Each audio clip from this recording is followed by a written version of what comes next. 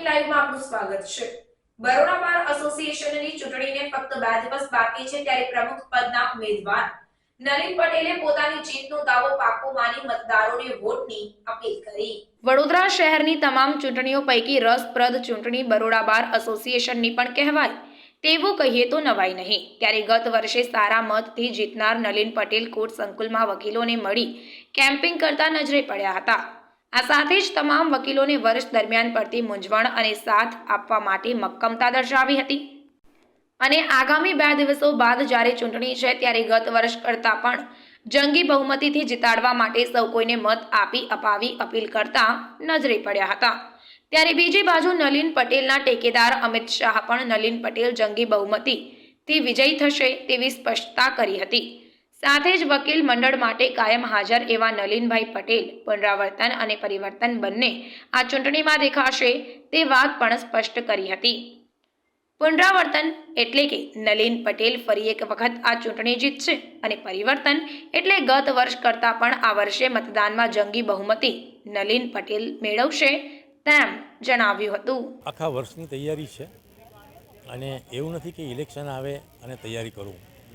તમામ junior senior વકીલો માટે આખું વર્ષ મેં જે કામ કર્યું છે એમની સાથે રહ્યો છું અને એમની મૂંઝવણો પ્રશ્નો સમજીને ઉકેલ લાવ્યો છું।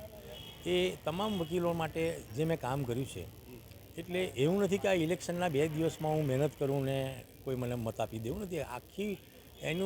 આખા વર્ષમાં શું કામ કર્યું એ મતદારો જોશે અને આ તો મતદાન વકીલ મિત્રો કરે છે, હોશિયાર વકીલો હોય છે, બધું સમજીને જ વોટ આપે છે અને એ જાણે છે વકીલ મિત્રો કે આ કોર્ટની અંદર નલિન પટેલ અવેલેબલ છે કે નહીં। તો હું કાયમ અવેલેબલ હોઉં છું અને એ કારણે મને વકીલ મિત્રો પસંદ કરશે અને મારી જીત નિશ્ચિત છે। 2 દિવસ જ બાકી છે, તમારા મતદારોને શું મેસેજ આપવાનો? મારા મતદારોને એટલું જ કહીશ કે તમારે તમામ સિનિયર જુનિયર વકીલોના સહકારથી કોઈક સારું કામ કરવું હોય અને મારા સહકારથી તો મને તમારો સહકાર જોઈશે અને તમે મને 22મી તારીખે મને ખૂબ જ મતદાન કરી મારા ફેવરમાં મત આપી મને વિજયી બનાવો તો મને કામ કરવામાં પણ એટલી વધારે ઉત્સાહ જાગશે। કારણ કે શું છે કે અત્યારે આ જે વકીલ મિત્રો જે મતદાન કરી રહ્યા છે એ તમામ વકીલો સમજે છે કે ભાઈ કોણે કામ કર્યું અને કોણે નથી કર્યું। એવા સંજોગોની અંદર હું ફરીથી એક એવો મેસેજ આપીશ કે તમામ વકીલ મિત્રો ભરપૂર મતદાન કરે અને મારા ફેવરમાં મતદાન કરીને મને વિજય નક્કી કરી આપે। જ્યાં સુધી પ્રમુખની વાત છે, પ્રમુખ પદે 2 ઉમેદવારો છે અને બંને ઉમેદવારો સજ્જન છે, લોયલ છે, વફાદાર છે, બધું છે। પણ જ્યાં સુધી પ્રમુખની ચૂંટણી છે તો પ્રમુખની ચૂંટણી એવી છે કે બહારની ડિગ્નિટી એની સાથે જોડાયેલી છે। એટલે પ્રમુખ એવો હોવો જોઈએ કે જેનામાં ફ્યુચરનું વિઝન હોય, જેનામાં જુનિયર વકીલ સાથે મિત્રતાથી વર્તવાની તૈયારી હોય અને જરૂર પડે હાઈકોર્ટ સુપ્રીમ કોર્ટના માનનીય ન્યાયાધીશો છે એમની સાથે કાયદાની ચર્ચા કરવાની પણ જેનામાં કુશળતા હોય। એટલે ઓવરઓલ જ્યારે જોવામાં આવે તો મને લાગે છે કે પ્રમુખ પદે ફક્ત અને ફક્ત નલિનભાઈ પટેલ સાહેબ જ અત્યારે ચાલી શકે। કારણ કે એમની પોતાની સક્રિય વકીલાત છે। આપ કોર્ટમાં જોશો તો ઓન અ ડેલી બેઝિસ ચૂંટણી હોય કે ના હોય આપ એમને ઉલટ તપાસ લેતા જોઈ શકશો, એમને દલીલો કરતા જોઈ શકશો, આપ એમને મેટર ચલાવતા જોઈ શકશો। એમની પોતાની એક્ટિવ વકીલાત છે અને એટલે સ્વાભાવિક રીતે એ વકીલોને પડતા પ્રશ્નો કે એમને જે મૂંઝવણ હોય એ સારામાં સારી રીતે સમજી શકે ને એની રજૂઆત કરી શકે।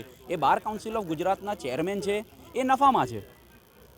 અને જ્યાં સુધી વાત છે વકીલોના વેલફેરની તો નલિનભાઈ પટેલ સાહેબનો સેવા યજ્ઞ જે છે આખું વર્ષ ચાલતો જ હોય છે।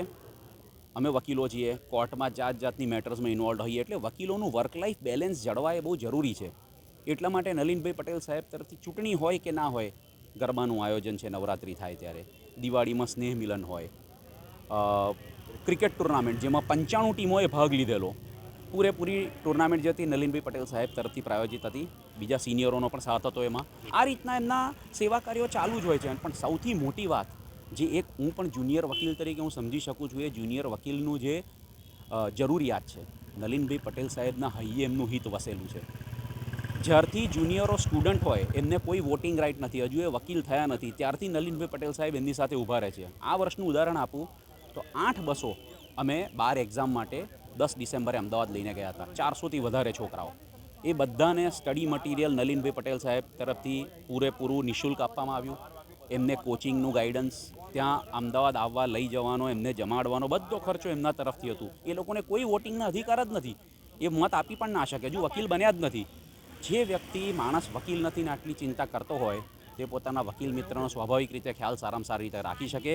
એટલા માટે પરિવર્તન કે પુનરાવર્તન એવો જે સવાલ પૂછવામાં આવે છે, મારું સ્પષ્ટપણે માનવું છે કે બંને થશે. નલિનભાઈ પટેલ સાહેબનું પ્રમુખ પદે પુનરાવર્તન થાય છે અને પરિવર્તન એમના જીતના માર્જિનમાં પડશે. જંગી બહુમતીથી એ જીતે છે. શું નામ આપનું? અમિત શાહ.